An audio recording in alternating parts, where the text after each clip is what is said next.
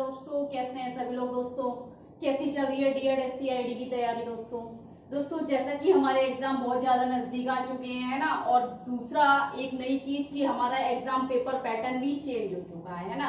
तो दोस्तों उसी के अकॉर्डिंग हम अपने मोस्ट इंपोर्टेंट टॉपिक्स पर बात करेंगे आज, जो कि आज का टॉपिक हमारा रहेगा पेपर 8 से हम देखेंगे कि हमारे एग्जाम के लिए पेपर 8 से कौन कौन से ऐसे यूनिट्स हैं सिलेबस वाइज जिनको हमें प्रिपेयर करना है एग्जाम के लिए, कौन कौन से टॉपिक्स हैं। ठीक है, जैसे कि दोस्तों हमने नए पैटर्न में ये देखा कि 15 नंबर का जो हमारा पार्ट ए है उसमें बहुत ज्यादा सिलेक्टिव क्वेश्चंस हैं, है ना। तो 15 नंबर जो हमारे ऐसे क्वेश्चन पूछे जाएंगे जो कि ऑल ओवर सिलेबस से आएंगे, यानी कि पेपर 8 का जो जितने भी यूनिट्स हैं, ठीक है, उनमें जितने भी मोस्ट इंपोर्टेंट टॉपिक्स हैं, ठीक है, तो उन सभी से आएगा। ऐसा नहीं है किसी एक से। लॉन्ग पहले क्या रहता था कि किसी एक यूनिट से बहुत अच्छे से हमारा लॉन्ग क्वेश्चन आ जाता था, 2 क्वेश्चन कर देते थे तो अच्छे नंबर आ जाते थे। लेकिन 15 नंबर का जो पार्ट ए है हमारा, उसके लिए हमें देखना होगा कि हमें एज इट इज और एक अच्छा पढ़ना होगा थोड़ा सा, है ना, क्योंकि उसमें क्या ऑब्जेक्टिव टाइप क्वेश्चन है हमारे, फिल इन द ब्लैंक्स आ गया या ट्रू एंड फॉल्स आ गया उसमें, ठीक है, और मैचिंग्स है उसमें। तो दोस्तों उसके लिए हमें बहुत अच्छी तैयारी करनी होगी 15 नंबर के लिए, क्योंकि पूरे जितने भी यूनिट है हमारे पेपर 8 में 5 यूनिट है हमारे, 5 यूनिट से प्रत्येक पॉइंट को हमें लेना पड़ेगा, और हो सकता है किसी से भी एक नंबर का प्रश्न बन जाए। 15 प्रश्न है पूरे उसमें, ठीक है ना। तो दोस्तों आज हम बात करेंगे पेपर 8 के कौन कौन से मोस्ट इंपोर्टेंट टॉपिक है। देख लीजिए एक बार, अपना सिलेबस उठा लीजिए, पेंसिल ले लीजिए और अपना उस पर टिक मार्क करते रहिए, ठीक है। तो पेपर 8 यानी कि हमारा पेपर 8 कौन सा है दोस्तों? Person with mental retardation associated condition disabilities, ठीक है। अब इसमें हमने क्या करना है, पेपर 8 में जो फर्स्ट यूनिट है, एक चीज और देख लीजिए दोस्तों, फर्स्ट यूनिट और आपकी यूनिट 5, फर्स्ट और 5 यूनिट जो है 15 नंबर के लिए मोस्ट इंपोर्टेंट है, ठीक है ना। क्योंकि अगर मैं बात करूं यूनिट फर्स्ट की और यूनिट 5 की, तो इसमें टॉपिक्स बहुत ज्यादा है, मतलब कि किसी एक टॉपिक की बहुत ज्यादा डीपली अगर हम देखें तो छोटे छोटे क्वेश्चन बन सकते हैं, ठीक है। तो दोस्तों पहले तो आप एक चीज ये नोट कर लीजिए कि 15 नंबर की तैयारी हमने यूनिट 1 और यूनिट 5 से करनी है, ठीक। चलिए दोस्तों पहले यूनिट फर्स्ट को देख लेते हैं।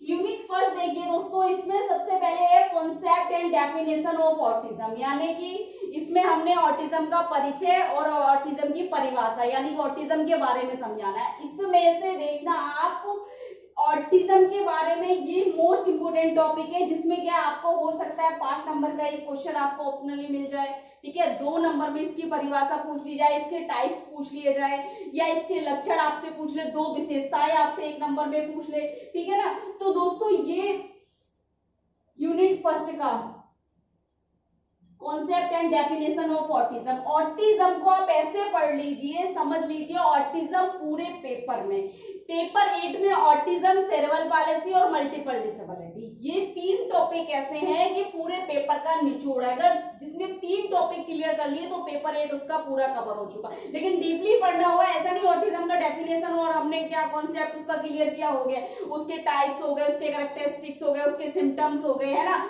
सारी चीजें हमें पढ़नी पड़ेगी उसकी, ठीक है, कॉजेज हो गए उसके। तो दोस्तों उसके बाद आएगा हमारा स्ट्रक्चर टीचिंग टेक्निक्स। तो दोस्तों इसमें स्ट्रक्चर संरचनात्मक शिक्षण पद्धतियां क्या है, शिक्षण नीतियां क्या है, तो हमने इसके बारे में, ऑटिज्म के ही अंदर है कि अगर ऑटिज्म बच्चों को स्ट्रक्चर टीचिंग टेक्निक्स या टीचिंग करा रहे हैं तो हमारे लिए स्ट्रक्चर टीचिंग टेक्निक्स क्या रहेंगी, ठीक है, संरचनात्मक शिक्षण नीतियां क्या हैं। तो दोस्तों इसका भी मैंने टॉपिक आपको करा रखा है, प्लेलिस्ट में आप देख लीजिए, ठीक है। बाकी इसमें से आएगा, तो अगर मैं बात करूं इसमें से 5 नंबर में हो सकता है आपको देखने को मिले ऑप्शनली, लेकिन जरूरी नहीं है 5 नंबर में हमने 2 क्वेश्चन करने हैं 5 नंबर के बस, ठीक है, तो हो सकता है। लेकिन आपको ऑटिज्म यूनिट 1 मोस्ट इंपोर्टेंट है आपका पेपर 8 के लिए, ठीक। उसके बाद देखिए दोस्तों skill training and communication skills, इसमें आपको 2 नंबर में इसका क्वेश्चन देखने को मिलेगा। कोई 2 कौशल आपको बताने होंगे, 2 कौशल पूछ सकता है आपसे, इसके बहुत सारे कौशल है। स्किल ट्रेनिंग यानी कि प्रशिक्षण कौशल, प्रशिक्षण और संप्रेक्षण कौशल, कौशल प्रशिक्षण और संप्रेक्षण कौशल कौन कौन से हैं, ठीक है, उनके बारे में पूछेगा कि अगर हम इस कौशल प्रशिक्षण दे रहे हैं, स्किल ट्रेनिंग दे रहे हैं, उसमें हम कम्युनिकेशन स्किल्स यानी कि हमारे संप्रेक्षण कौशल कौन कौन से रहेंगे, कौन कौन से संप्रेक्षण कौशल सिखाएंगे, वे पूछिए तो हो सकता है 2 नंबर में आपसे पूछ लिया जाए। उसके बाद यूनिट 2 से दोस्तों देखिए क्या क्या मोस्ट इंपोर्टेंट है, concept and definition of cerebral palsy and multi sensory impairment, ठीक है। अब इसमें क्या है, बहुसंवेदीय क्षति, 5 नंबर में आपको ये ऑप्शनल मिल सकता है, इसमें से भी मिल सकता है, इसमें से भी मिल सकता है, हो सकता है आपको 2 नंबर में आपसे ये परिभाषा पूछ लें, ठीक है, 1 नंबर में भी पूछ सकता है, ठीक। उसके बाद देखिए concept and definition of cerebral palsy यानी कि प्रमस्तिष्क पश्चाघात के बारे में आपको पूरा पढ़ना होगा, इसके टाइप्स क्या है, इसका क्लासिफिकेशन क्या है, कैरेक्टरिस्टिक्स क्या है, इसके कॉजेस क्या है, वे सारी चीजें आपको क्लियर करनी होगी। दूसरा है इसमें से most important sensory motor stimulation, ठीक है, तो ये भी मैंने आपको करा रखा है। आप देखिए जितने भी ये टॉपिक्स है मैंने सारे करा रखे हैं। मुझे लगता है skill training and communication skills नहीं कराया है, मुझे ऐसा लग रहा है, लेकिन एक बार मैं देख लूंगी, नहीं कराया है तो उसको भी बहुत जल्दी क्लियर कर लेंगे हम लोग। बाकी सेंसरी मोटर स्टिमुलेशन आपको 5 नंबर में या 1 नंबर में 2 नंबर में देखने को मिल सकता है, जबकि 15 नंबर में हमें क्वेश्चन ऐसे याद करने हैं, ऐसे उनकी प्रिपरेशन करनी है कि हमें 15 नंबर से कम 13 या 14 नंबर पक्के करने हैं। उसके लिए हमें ये सारे टॉपिक्स जो हैं डीपली पढ़ना होगा, इसका एक एक शब्द यानी कि एक एक चीज हमें पढ़नी होगी, ठीक है। सेंसरी मोटर स्टिमुलेशन मैंने आपको करा रखा है, आप इसको 1-2 बार पढ़िए, उसके बाद देख लीजिए। मैं आपको क्वेश्चन कराऊंगी, ऑब्जेक्टिव टाइप क्वेश्चन कराऊंगी, बाकी प्रोफाइल्स भी कराऊंगी, आपको किस तरीके से क्वेश्चन पूछे जाएंगे वे सारे कराऊंगी, ठीक है। एक बार मोस्ट इंपोर्टेंट टॉपिक्स हो जाए उसके बाद हम क्वेश्चन आंसर्स करेंगे। उसके बाद देखिए दोस्तों अडेप्टिव एंड असिस्टिव डिवाइसेस यानी कि अनुकूलित और सहायक उपकरण। अडेप्टिव का मतलब हो गया हमारा अनुकूलित और असिस्टिव का मतलब हो गया सहायक, डिवाइसेस हो गए उपकरण, ठीक है। इसमें आपको अगर आएगा तो अंतर पूछ सकता है, यानी कि अनुकूलित और सहायक उपकरणों का अंतर, ठीक है। 2 नंबर में उपयोग भी पूछ सकता है, किसके लिए उपयोगी है, ठीक है। तो इस तरीके से हो सकता है 2 नंबर के क्वेश्चन इन दोनों में से बन जाए, तो देखना बहुत जरूरी है दोस्तों। मोस्ट इंपोर्टेंट टॉपिक है, इसको भी मैंने आपको क्लियर करा रखा है पेपर 8 में। आप एक बार प्लेलिस्ट में देखिए, आप यूनिट वाइज अपना सिलेबस उठाइए और उसके बाद प्लेलिस्ट ऑन करिए। आप हर पेपर की मैंने प्लेलिस्ट आपको अलग बना रखी है, हर पेपर को आप एक बार देख लीजिए कि कौन सा टॉपिक नहीं है, मुझे कमेंट बॉक्स में जाके आप बता दीजिए, उसको क्लियर कर लेंगे, ठीक। उसके बाद यूनिट 3 देखिए दोस्तों, सबसे पहला है concept and definition of multiple disability यानी कि मल्टीपल डिसेबिलिटी बहुविकलांगता है। अब इसमें बहुविकलांगताओं में हमने क्या बहुत सारी है, बहुविकलांगता में हमारी विजुअल इंपेयरमेंट भी आ गई, हेयरिंग इंपेयरमेंट भी आ गई है ना, लो विजन भी आ गया हमारा, मेंटल रिटार्डेशन भी आ गई, इंटेलेक्चुअल डिसेबिलिटी भी आ गई, ठीक है, लर्निंग डिसेबिलिटी भी आ गई। सारी डिसेबिलिटीज को हमने कवर करना होगा। तो ये टॉपिक एक ऐसा टॉपिक है, इसमें से हमें 5 नंबर का प्रश्न तो मिलेगा ही मिलेगा, बल्कि 10 नंबर का भी एक प्रश्न मिल सकता है मल्टीपल डिसेबिलिटी से देखने को। मल्टीपल डिसेबिलिटी क्या है, इसके प्रकार, इसकी परिभाषा, इसकी विशेषता, इनका मैनेजमेंट, इनकी टेक्निक्स और करिकुलम भी पूछ सकता है। दूसरा टॉपिक है, दूसरा देखिए दोस्तों, teaching and curriculum for children with multiple disabilities, ठीक है। ये हो सकता है आपको 2 नंबर में तो आएगा नहीं है, वो आएगा तो दोस्तों 5 नंबर के लिए मोस्ट इंपोर्टेंट है, 5 नंबर में आपसे पूछ सकता है, ऑप्शनल 1 आ सकता है, ठीक है। उसके बाद देखिए दोस्तों कम्युनिकेशन ट्रेनिंग, संप्रेक्षण प्रशिक्षण। संप्रेक्षण प्रशिक्षण क्या है, कैसे देंगे, किन किन बच्चों के लिए दिया जाएगा, किस कौशल के रूप में दिया जाएगा और कैसे सिखाएंगे, क्या क्या नीतियां रहेंगी हमारी, ठीक है, सिखाने की। उसके बाद देखिए बिहेवियर प्रॉब्लम्स एंड इंटरवेंशन, ये टॉपिक दोनों ही नहीं कराए, मुझे ऐसा लग रहा है, ठीक है, दोनों ही नहीं कराए हैं, यानी कि 3 टॉपिक हो गए हमने, जो 3 टॉपिक अभी तक क्लियर नहीं करे हैं, बहुत जल्द करा देंगे दोस्तों, ठीक है, परेशान मत होना। बाकी इसमें से मुझे लगता नहीं है आपसे कुल क्या 45 नंबर्स का 45 मार्क्स का हमारा जो पेपर है, ठीक है, उसमें से कितना पूछेगा, जिसमें क्या है उन्होंने एक लॉन्ग कर दिया है, 2 शॉर्ट कर दिए, 5 नंबर का, एक 10 नंबर का, 15 नंबर के हमारे वो कर दिए और 10 नंबर के हमारे वेरी शॉर्ट क्वेश्चंस है, ठीक है, 2 नंबर वाले। तो दोस्तों हो सकता है इसमें से पूछ ले कि कम्युनिकेशन ट्रेनिंग यानी कि संप्रेक्षण प्रशिक्षण क्या है, 2 नंबर में पूछ सकता है। बिहेवियर प्रॉब्लम्स इंटरवेंशन अगर आया तो 5 नंबर में आएगा, वरना मुझे लगता नहीं है ये आएगा, लेकिन हमें देखना पड़ेगा, कहीं से भी पेपर बनकर आ सकता है, किसी भी प्रकार से पूछ सकते हैं वो, ठीक है। यूनिट 4 देख लीजिए दोस्तों, concept and definition of epilepsy, मिर्गी। एपिलेप्सी मोस्ट इंपोर्टेंट है दोस्तों, देखिए एपिलेप्सी में से आएगा तो 5 नंबर में तो पूछा नहीं जाएगा, ना ही इसमें से ऑप्शनल आपको देखने को मिलेगा 10 नंबर का। इसमें से अगर आएगा तो इसके मैनेजमेंट की टेक्निक्स पूछ सकता है, 2 नंबर में आ सकता है, और हो सकता है हमारा 15 नंबर में भी कहीं भी पूछ सकता है ये, ठीक है। दूसरा concept and definition ADSD, most important, इसका प्रश्न आपको 5 नंबर में भी देखने को मिल सकता है, 10 नंबर में भी देखने को मिल सकता है। अटेंशन डेफिसिट हाइपरएक्टिव डिसऑर्डर, ठीक है, तो इसका आप देख लीजिए, मोस्ट इंपोर्टेंट है। इसमें से हमारे शॉर्ट क्वेश्चन भी बन सकते हैं, 2 नंबर वाले, एक नंबर वाला भी क्वेश्चन इससे रिलेटेड आ सकता है। बाकी देखिए next, management and strategies for person with epilepsy, यानी कि हमारा क्या प्रबंध रहेगा एपिलेप्सी वाले व्यक्ति के लिए, तो वही आ सकते हैं। इसमें से 5 नंबर में पूछ सकता है इसकी कौन कौन सी मैनेजमेंट है, यानी कि कौन कौन से प्रबंधन करने की नीतियां हैं, उनको पूछ सकते हैं ये, ठीक है।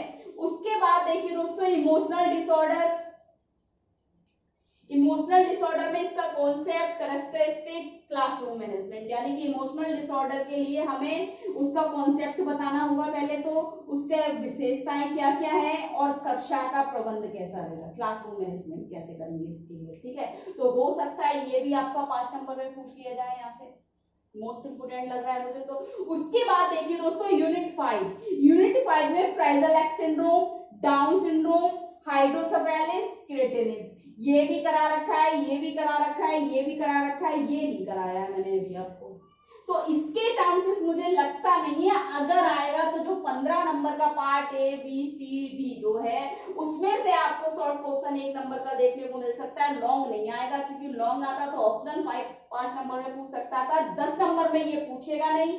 डाउन सिंड्रोम, आपको डाउन सिंड्रोम के बारे में कुछ इसके जो लक्षण, अगर मैं बात करूं, इसके जो सिम्टम्स है, इसकी कैरेक्टरिस्टिक्स जो है वो पूछ सकता है आपको 15 नंबर में, कहीं से भी पूछ सकता है, part A B C D उसमें से पूछ सकता है।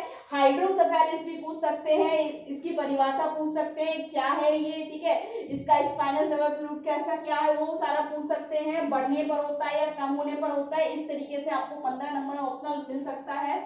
बाकी क्रेटिनिस करा रखा है मैंने आपको, तो हो सकता है आपको क्रेटिनिस भी देखने को मिल जाए 2 नंबर में, या फिर 15 नंबर में part A B C D किसी में आपको पूछ सकता है। तो दोस्तों आपके लिए जो 15 नंबर के लिए जो तैयारी करनी है आपको पेपर 8 से, तो यूनिट 5 और यूनिट 1 ये मोस्ट इंपोर्टेंट है, क्योंकि इसमें से ही क्वेश्चन बनेंगे। अगर मैं बात करूं 5 नंबर का, आपके 1 2 3 4 5 यूनिट्स है ना, 5 यूनिट्स आप ये देखिए कि 5 यूनिट्स में अलग अलग टॉपिक्स है। जैसे अगर मैं बात करूं, आपकी फर्स्ट यूनिट जो हो गई ऑटिज्म की हो गई यहाँ पर, ठीक है, ऑटिज्म, ठीक है। अब 10 नंबर का एक क्वेश्चन यहां से आ सकता है, ठीक है। उसके बाद दूसरा यूनिट अगर हम बात करें तो पूरा सेरेब्रल पॉलिसी का है ये,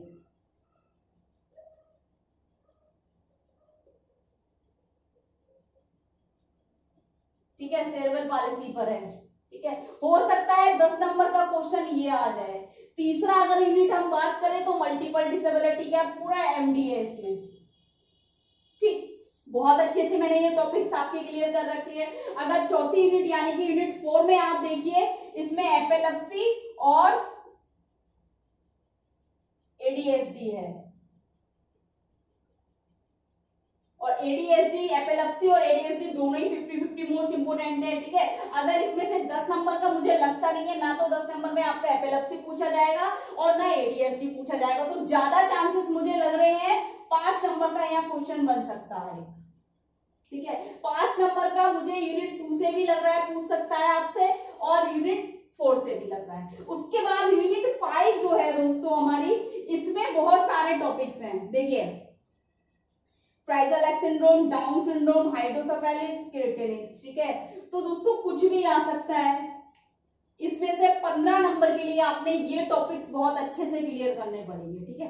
तो दोस्तों 10 नंबर में अगर मैं बात करूं तो क्वेश्चन फर्स्ट यूनिट से बन सकता है, एक सेकंड से भी बन सकता है, थर्ड से बन सकता है मे बी, लेकिन हाँ फोर्थ यूनिट थर्ड से बन सकता है, ठीक है, एमडीए पूरा, और फोर्थ से तो मुझे लग नहीं रहा कि बनेगा। 5 नंबर पे इसके 2 क्वेश्चन ऑप्शनल आ सकते हैं, हो सकता है दोनों क्वेश्चन आपके यूनिट 4 से हो, लेकिन यूनिट 5 से लॉन्ग क्वेश्चन नहीं आएगा। लॉन्ग क्वेश्चन केवल ये 3 यूनिट से आएगा, 1 2 3, ठीक है। इन तीनों यूनिट्स में क्या है, पूरा अगर हम लॉन्ग का 250 शब्दों का यानी कि 250 शब्दों का 250 वर्ड्स में हमने ये करना है, तो कम से कम उसके लिए टॉपिक अच्छा हो जाएगा। ऑटिज्म के बारे में पूरा डीपली पूछ सकता है, सेरेब्रल पॉलिसी भी अपने आप में बहुत बड़ा है, मल्टीपल डिसेबिलिटी बहुत बड़ा है, तो चांसेस इसी ये तीनों यूनिट से रहता है कि 10 नंबर के आपके क्वेश्चन एक बन जाए, ठीक है। बाकी आपको अगर कुछ समझ नहीं आ रहा है, अभी भी कुछ डाउट लग रहा है, तो दोस्तों बहुत ही ज्यादा मोस्ट इंपोर्टेंट टॉपिक है ये एग्जाम के लिए, आप एक बार देख लेना, दोस्तों को औरों को भी शेयर कर दो, अगर आपके आसपास जो भी आपके फ्रेंड्स हैं, क्लासमेट्स हैं,